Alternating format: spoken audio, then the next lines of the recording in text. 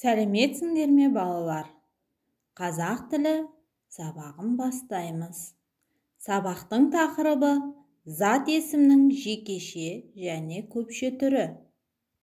Сабақтың мақсаты зат есімнің жекеше және көпше түрлерін ажырату, зат есімдерге көптік жалғауларын дұрыс жалғауды білу.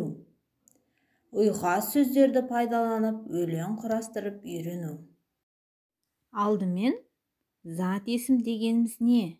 Зат есімнің жекеше және көпше түрлерін есімізге түсірейік. Зат есім дегеніміз заттың атын білдіретін сөз табы. Зат есімдерге кім, кімдер, не, нелер деген сұрақтар қойылады. Зат есімнің жекеше көпше түрі болады. Кім, не сұрақтарына жауап беретін сөздерді зат есімнің жекеше түрі деп атайды. Мысалы, әке, үй, құс.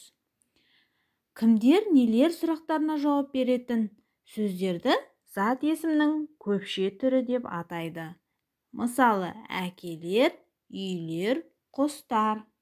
Сонымен балалар, зат есімнің жекеше, көпше түрлерін есімізге түсірдік. Олай болса балалар, адасқан сөздер ойынын ойнап көрейік. Төменде берілген сөздерді зат есім түрлеріне ажырата отырып, тиісті қорапқа сал. Бізге берілген сөздер кітап, балалар, гүл, ағаштар, дәптер, доптар. Зат есімнің жекеше түрінде жазылған сөздерді бірінші қорапқа, ал зат есімнің көпше түрінде жазылған сөздерді екінші қорапқа жазып саламыз. Тапсырманы дұрыс орындау үшін 1 минут ойлануға уақыт беремін. Барлықтарың тапсырманы дұрыс орындады деген ойдамын. Ендеше дұрыс жауаппен өздеріңнің жауаптарыңды салыстырып тексеріңдер.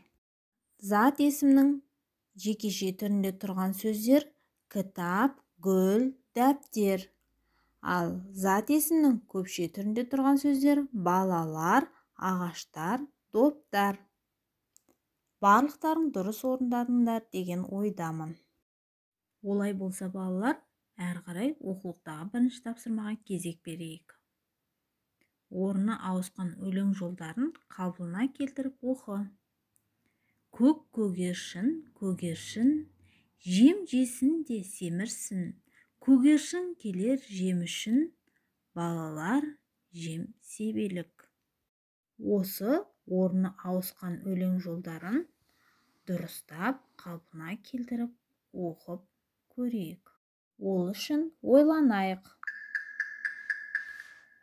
Тапсырманы орындап болсақ, дұрыс жауаппен салыстырып көрейік. Көк көгершін, көгершін, көгершін келер жем үшін, балалар жем себелік, жем жесінде семірсін. Балалар, өлеңнен зат есімнің жекеше, көпше түрлерін табайық. Ол үшін зат есімдерге сұрақ қояйық. Не көгершін, не жем, бұлар зат есімнің жекеше түріне жатады. Балалар кімдер? Яғни бұл балалар деген сөз зат есімнің көпше түріне жатады. Себебі кімдер деген сұраққа жауап беріп тұр, және де бұл жерде бір ғана баланы айтып тұрған жоқ, бірнеше баланы айтып тұр. Яғни балалар деп. Енді балалар, көгершін қандай құс? Оны неліктен бейбітшілік құсы деп атайды? Осы сұрақтар төңірегінде өз ойларыңды айтып көріңдер. Өз ойларыңды дұрыс жауаппен салыстырып көріңдер. Көгершін өте сақ әрі қолға тез үйренетін құс болған. Ертеде соғыс кезінде бір жерден екінші жерге хабар апару үшін телефон құралы ретінде көгершіндерді пайдаланған. Тұмсығына немесе аяғына қат байлайтын болған. Міне сол себепті көгершінді бейбітшілік құсы деп атаған. Содан бері көгершіндер татулық пен достықтың символы болып табылды. Көгершін туралы айтылған ақпарат Сендерге қызықты болды деп ойлаймын. Ендеше әрі қарай екінші тапсырманы орындауға көшейік. Шеңбер бойына жасырылған малдардың атауын тауып жаз. Ол үшін шеңбер бойында жазылған әріптерді оңнан солға қарай оқы. Өз жауаптарыңды дұрыс жауаппен салыстырып көріңдер. Сиыр, құлын, ешкі, жылқы, лақ, түйе. Осы аталған үй жануарларының атауы зат есімнің қай түрінде тұр? Иә, дұрыс айтасыңдар.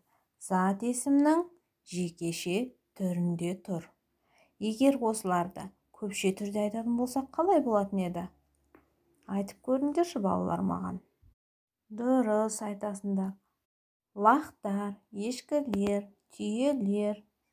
Енді осы үй жануарларын әрі қарай көпше түрде айтып көр. Әрі қарай балалар, өзіңе ұнаған үй жануарларының біреуіне өлең құрастырып көрейікші. Мысалы, мен мынандай құлынға арнап өлең шығардым. Құлыншақ, құлыншақ, шапқылайсың даламен, дос болсайшы құлыншақ, мен сияқты баламен. Енді сендер де балалар, осы өлеңге қарап отырып, ешкінің төлі лаққа арнап өлең ұйқастырып көріңдер. Ол үшін мына ұйқастарды пайдалан. Лағым, шырағым, тойып ал, ұғып ал. Үшінші тапсырмаға назар аударайық. Көптік жалғауларының тиістісін қойып, сөйлемдерді көшіріп жаз. Түйе сөзіне мына жалғаулардың қайсысын жалғаған дұрыс? Сиыр, қой, ит сөздеріне ше қандай жалғауды жалғаған дұрыс? Дұрыс айтасыңдар балалар. Түйелер, сиырлар, қойлар, иттер үреді деген, е? Дұрыс балалар. Түйелер боздайды, сиырлар мөңірейді, қойлар маңырайды, иттер үреді деп сөйлемді толық дәптерге көшіріп жазамыз. Неліктен балалар сөздерге қосымшалар түйелер, сиырлар, қойлар, иттер болып жалғанады? Бірінші сыныптағы ережені еске түсірейікші.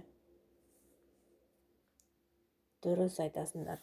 Қазақ тілінде сөздің соңғы буындағы дауысты дыбыс жуан болса, оған жалғанатын қосымша да жуан болады.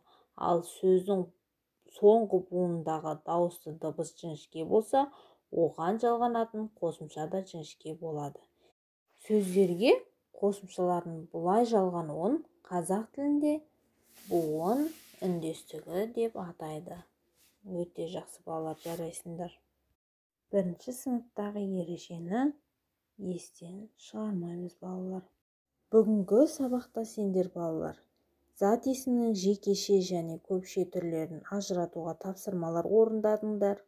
Зат есімдерге көптік жалғауын, дұрыс жалғауды білдіңдер. Ұйқас сөздерді пайдаланып өлең құрастыруды үйрендіңдер. Осымен сабағымыз аяқталды. Зейін қойып тыңдағандарыңа рахмет.